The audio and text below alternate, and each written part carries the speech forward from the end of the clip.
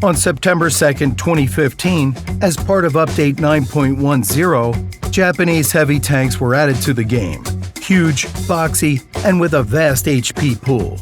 These tanks stood out prominently from the other vehicles. They had the first Tier 3 heavy tank, the widest tank, and simply put, the largest one too. But most importantly, they had their crown jewel, the Type 5 Heavy that would go on to earn legendary status in World of Tanks. A couple of years later, the Type received an HE gun.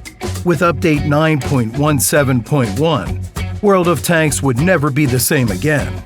Armed with such a gun, this giant beetle almost forgot what the words "we didn't even scratch them" meant. But the numbers of those who didn't like this were growing constantly. It all led to a logical conclusion: a rebalance of the Japanese giant. But even now, it is able to show many vehicles how it's done. Another notable branch from that year featured Czech vehicles. Generally, they were unimpressive, sometimes underpowered vehicles, with the Kolohusinka starting the line. Few players were ready to research the entire branch, but those who poured their sweat, tears, and free experience into reaching the top tiers were awaited by the Škoda T50 and the TVP T50-51. Before this line, there was only one top-tier medium tank with an autoloader, the Batchat 25T.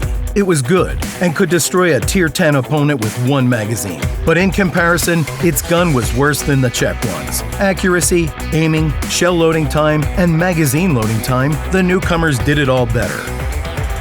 1,280 damage in 4.5 seconds. This is the kind of result you could expect at Tier 10. However, there was one drawback. In order to succeed with the top-tier Czech vehicles, you needed top-of-the-line skills. The speed of the vehicles, the complexity of playing with an autoloader, and their lack of armor naturally restricted the number of Czech vehicles. While the Type was too good of a vehicle for the masses, the TVP had been a consistently great tank. But it's not for everybody.